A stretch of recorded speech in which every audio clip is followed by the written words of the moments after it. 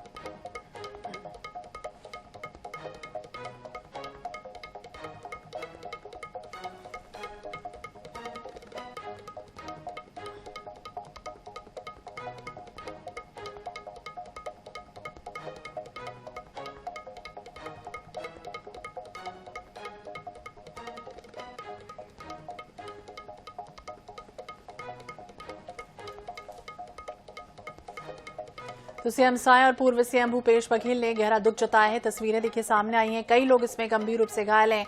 वहीं 14 लोगों की जान चली गई है। खदान को खुला छोड़ा जाना और बस की फिटनेस को लेकर कई तरह के सवाल उठ रहे हैं। हालांकि परिजनों को यह विश्वास दिलाया गया है प्रशासन की तरफ से कि जल्द से जल्द कार्रवाई होगी। जो भी दोषी होता है, ये बड़ा हादसा हुआ था। खदान में अचानक अनियंत्रित होकर बस गहरी खाई में गिर गई, जिसमें कई लोग सवार थे और 14 लोगों की जान चली गई है। कई लोग इसमें घायल हैं। विजय शर्मा भी यहां पर पहुंचे हुए थे घायलों का हालचाल जाना, और सीएम भी यहां पर पहुंचे घायलों का हालचाल जानते नजर आए।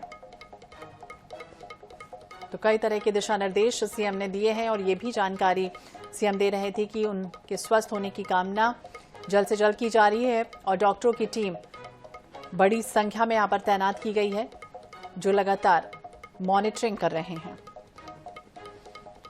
तो जो भी जिम्मेदार होगा उस पर सख्त से सख्त कार्रवाई होगी। कमेटी पूरी जांच भर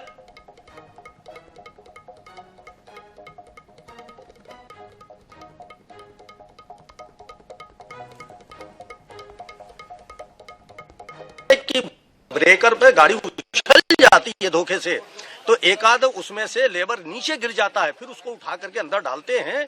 ये 20वीं घटना है। पहले में साइकिल, मोटरसाइकिल, ऑटो ऐसे लोगों ने गिरा है। चूंकि चौड़ाई कम होने के कारण सामने से कोई गाड़ी आ गई और ओवर टेक करने में थोड़ी सी बैलेंस अगर खराब हुआ तो सीधे गड्ढे के अंदर जाते हैं। तो इसका यहाँ पर जो फिलिंग करना था गड्ढों में, किसकी जिम्मेदारी मानते हैं? ये तो केडिया का है। अभी उसके जो पावर प्लांट का जो राखड़ निकल रहा है वो सरकार और इनका दोनों का, एक तरफ में तो फ्लाई ऐश जो है ब्रिक्स बना रहे हैं और पावर प्लांट कोरबा में इस तरह से जो है करके इतना राखड़ जो है हो रहा है कि कहीं ना कहीं डंप हो रहा है। माइनिंग का सूत्र है कि वहां से जो माल निकालना तो दूसरा आइटम वहां करके भरना।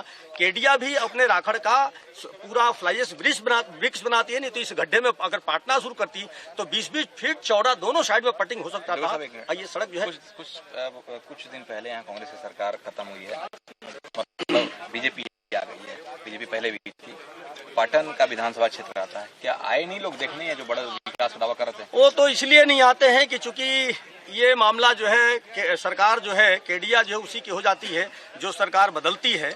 उसके पहले 15 साल भी थी तो उन्हीं की हो गई थी, 5 साल इनका रहा तो सरकार और केडिया ये एक ही हो जाती है। इनको उससे कोई लेना देना नहीं है। ये दारू का रेट बढ़ा देना और एक तरफ में लाइसेंस देना, दूसरे तरफ में जो है दारू बंद करने का, मद्यपान का जो है बोर्ड लगवाना, ये खेल चलता रहता है। इसमें मरती तो जनता है, नेता प्रशासन तो और ये कंपनी वाले अपने सुरक्षित अपने एसी कमरे में रहते हैं, मरना तो मजदूर को है। ये बहुत दुर्भाग्यजनक घटना है और ये देखने के बाद बहुत मन में वेदना हुआ है कि ये आखिर कब तक चलेगा ऐसा करना। अवधेश दुबे, मैं कुम्हारी का निवासी हूँ और सामाजिक कार्यकर्ता, प्रांत का संयोजक।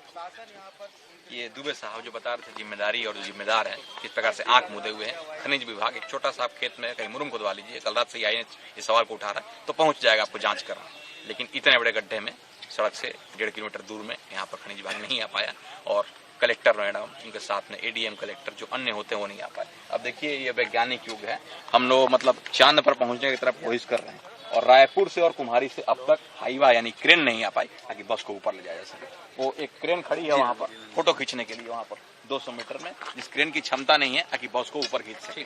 सिर्फ 30 से 35 मीटर बस को खींचना है। ऊपर वर्कर लगा दिए गए हैं, वो प्लास्टिक का बैरिकेडिंग किया जा रहा है, प्लास्टिक का, जिसको बच्चा भी हिलाए तो गिर जाए। और उसके बाद फिर अब जांच का जिम्मा हो जाएगा और ये फिर जांच होती रहेगी। आनंद नारायण ओझा, INS 24/7।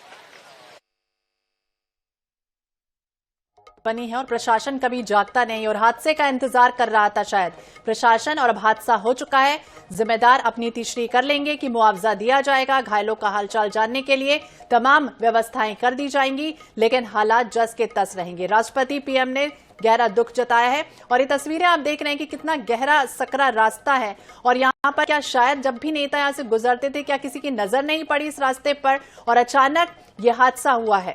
अब हादसे में 14 लोगों ने अपनी जान गंवा दी है। खदान की तस्वीरें जहां बस पलट गई, 50 फुट नीचे गहरी खाई में ये बस गिरती है। कर्मचारियों से भरी हुई ये बस जा रही थी और ये भी जानकारी मिली है कि कुछ ऐसे कर्मचारी भी थे जो लगातार पीएफ के लिए भटक रहे थे, बार बार जाते हैं वहां पर कंपनी के पास, लेकिन उन्हें बार बार खाली हाथ लौटाया जा रहा था। एक बार ये फिर पीएफ की राशि लेने के लिए वहां पहुंचते हैं, लेकिन हादसे का शिकार होते हैं। अब इसका जिम्मेदार आखिरकार कौन होगा, इस तरह के कई तरह के सवाल अब खड़े हो रहे हैं। बस की फिटनेस को लेकर भी जांच होनी चाहिए, क्योंकि कहा जाता है कि 15 साल से अगर ज्यादा बस हो चुकी है तो वो पुरानी मानी जाएगी, कंडम मानी जाएगी, लेकिन उसके बाद भी ये सड़कों पर दौड़ रही थी।